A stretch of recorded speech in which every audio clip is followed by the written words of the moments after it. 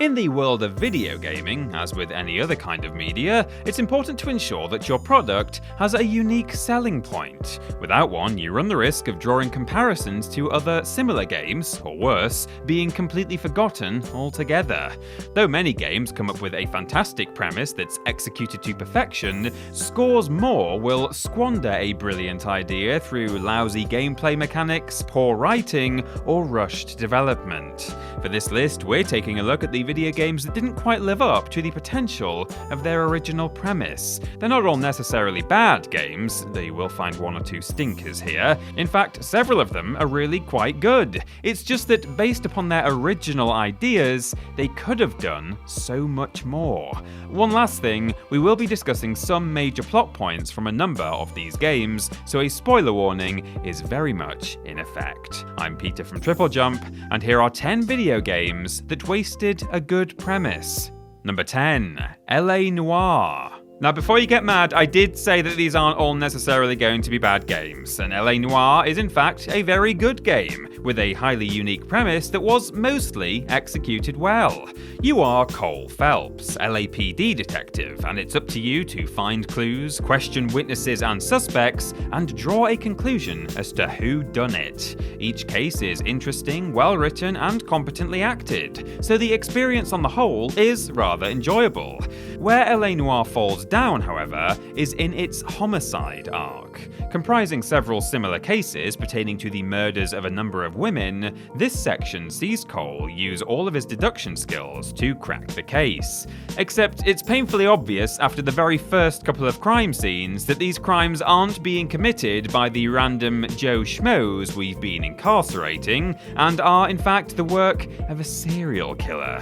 Not only this, but there's no variety in the homicide cases, so we're left as players trying to solve half a dozen almost identical puzzles, knowing we can't even give the right answer at the end of it all. Overall, LA Noire is a lot of fun, and you'll feel very smart as you bust each perp, but it's let down by a sloppy twist that we all saw coming a mile off. Number 9. Alice Madness Returns. Again, I'll preface this entry by saying that Alice Madness Returns isn't a bad game, but there was so much more that it could have done with its premise. Having lost her entire family in a tragic house fire, the titular Alice, of In Wonderland fame, you know the one, has been driven mad with guilt, believing herself to be responsible for the deaths of her loved ones. Upon her return to Wonderland, she finds it to be corrupted by the evil doll maker, and she must embark on a journey to uncover the truth behind the dark goings-on. As interesting as the concept is, however, Madness Returns fails to live up to its full potential due to its repetitive gameplay. Players will find themselves running, jumping, and fighting through a whole bunch of similar levels that do very little to differentiate themselves from one another, and if it weren't for the art style, you'd probably struggle to distinguish it from other platformers. There are a handful of interesting puzzles sprinkled throughout the game, but sadly they are few and far between, so whilst the game may look very beautiful in a macabre sort of way, it can quickly become an exercise in tedium if you're not super invested in the story. Number 8. Dark Void. Do you know what would make games like Gears of War better than they already are? Jetpacks, obviously. Clearly, this was the line of thinking down at Airtight Games as they developed 2010's Dark Void, a third-person cover-based shooter that sees players facing off against a whole bunch of alien enemies, with the added bonus of not being forced to stay at ground level. The whole jetpack thing can be a lot of fun, but it does suffer from that old chestnut performance issues. So you can be quite happily flying about, shooting squishy extraterrestrials 1 minute, and then find yourself splattered across a bunch of rocks the next. Sadly, Dark Void's problems don't end there either, because as ambitious as it is, the whole thing feels very light in the content department, and the game's ending comes almost completely out of left field, leaving confused gamers to ponder if they've missed something as the credits roll out of almost nowhere. Though I fear I'm starting to sound like a stuck record, Dark Void isn't bad, especially if you go into it with your expectations nice and low, but it just fails to live up to the potential of its central gameplay mechanic, which could, with a little more refinement, have been a great deal of fun.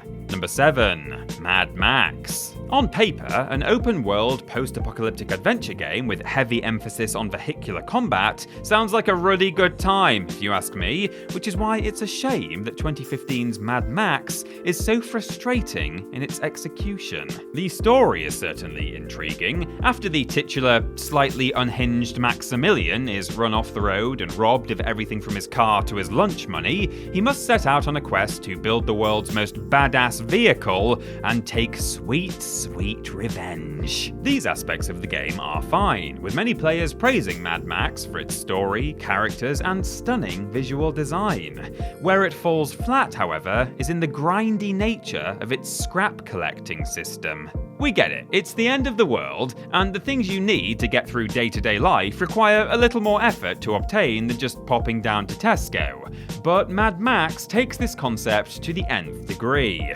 Until you've upgraded your car to a decent standard, it feels sluggish, meaning the driving sequences drag, and guess what? You can't upgrade it without scrap, which is difficult to earn in large quantities and even more difficult to just find, making what should be a balls-to-the-wall adventure feel more like an afternoon spent trying to find a lost wedding ring in a very large sand pit. Number 6. Doodle God.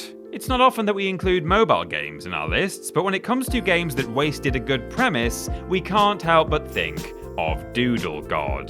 Players step into the shoes of the eponymous deity, starting out with the elements earth, air, fire, and water. They must then combine them to make other elements, such as steam, tools, and people, and look on as the planet before them grows. Though some combos make sense, mostly it's trial and error to find a pairing that works. The thing is, there's so much more that could have been done with this premise beyond just combining things to make other things. Though it claims to be a puzzler, aside from just blindly mixing things together, there isn't all that much to figure out. What might make the game more fulfilling is if it forced players to create new elements in order to solve problems. We appreciate that the limitations of the platform would prevent Doodle God from becoming a full-on survival experience. However, providing puzzles that require players to come up with a creative solution might just elevate it from being a game you just play to pass the time on the bus to one that's actually properly decent. Number 5. Beyond Two Souls. Games that play out more like interactive movies than actual video games have become increasingly popular in recent years. The likes of Telltale's The Walking Dead and Until Dawn have proved that you can take a good amount of control away from your audience, but as long as you nail the story and the choices you do give them, they can still have a great time. Directed by David Cage and developed by Quantic Dream, Beyond Two Souls had lofty ambitions of being the video game equivalent of a Hollywood blockbuster, but sadly, it missed the mark quite dramatically. The main issue is that Beyond Two Souls doesn't really know what it wants to be. It's clearly trying to be a highly dramatic piece with supernatural elements, but the plot is so bizarre that it's often difficult to take seriously. The non-linearity of the story is also incredibly divisive. On the one hand, it breaks up the game into manageable chunks and keeps the whole affair reasonably interesting, but on the other, it can actually detract from the overall experience, pulling us out of the exciting parts of the story in order to explore something else that's much more banal. Ultimately, Beyond Two Souls could have been a masterpiece, but it's sadly let down by its writing, the very thing that could have made it epic.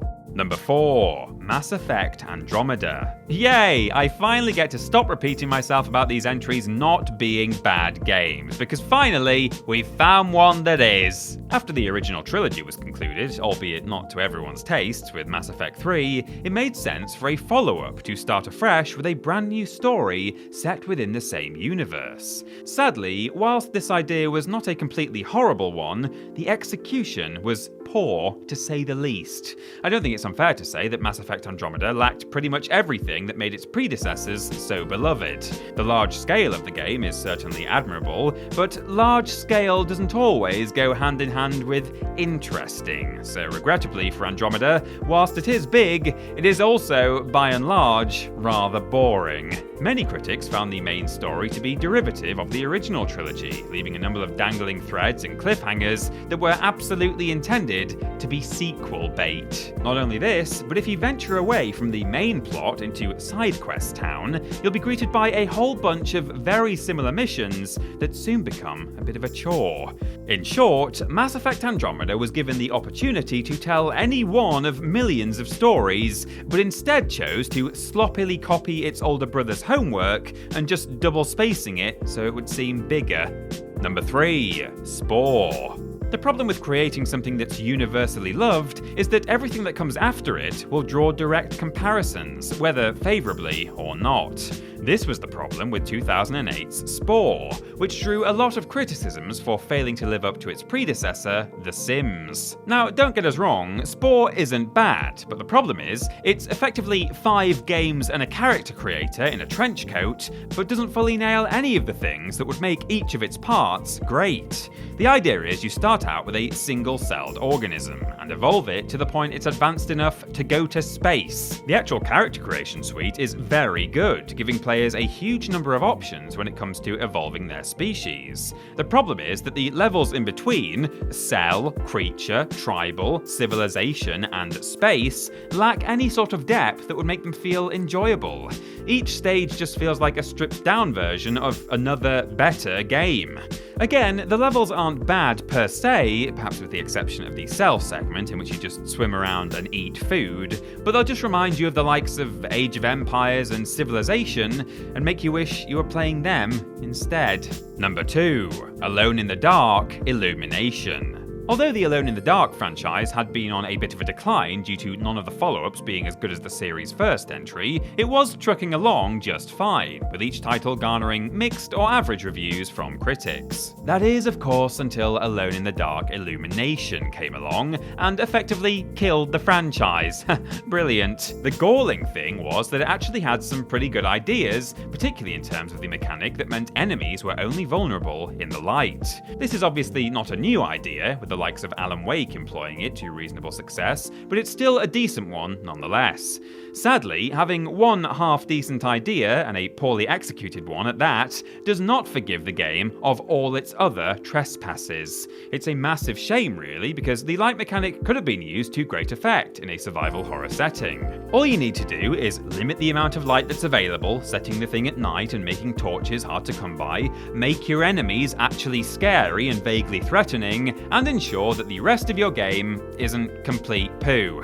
It's really not that hard, and yet they failed miserably. And number 1, Fallout 76. Oh, Fallout 76, we had so much hope for you. An MMORPG set in the barren post-apocalyptic wasteland of the Fallout franchise. It should have been a slam dunk. Instead, what we got at release was a load of plops in a fake canvas bag. Not only was Fallout 76 plagued with performance issues when it launched in 2018, but even when it worked properly, there was really not all that much to do. For reasons best known to only themselves, the developers decided not to include any NPCs, so the only other people you could interact with were other players, who were few and far between. This also meant that the story was left to play out mostly through holotapes and text, which got old pretty quickly.